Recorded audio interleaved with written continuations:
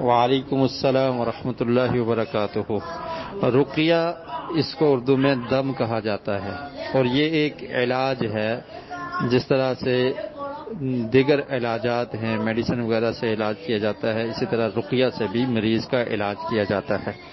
تو رقیہ میں اور عموماً علاج میں اس چیز کو ملحوظ رکھنا ہے کہ ہر اس قسم کا علاج کرنا جائز ہے جو ممنوع نہ ہو، جس سے منع کر دیا گیا ہے اس سے علاج کرنا درست نہیں ہے۔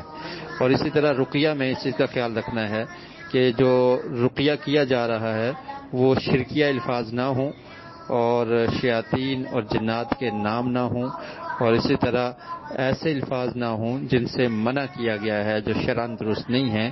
مسنون الفاظ ہوں جو احادیث میں ملتے ہیں یا قرآن مجید کی آیات ہیں، ان کو پڑھ کر اگر دم کیا جائے، رقیہ کیا جائے تو یہ درست اور جائز ہے۔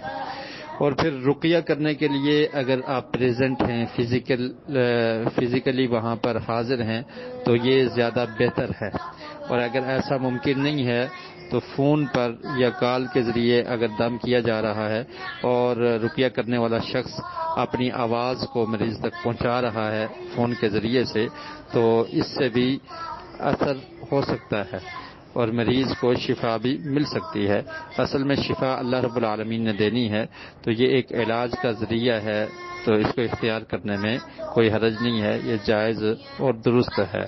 تو اگر فزیکل پریزنٹ ہونا ممکن نہیں ہے تو فون کال کے ذریعے بھی دم کیا جا سکتا ہے۔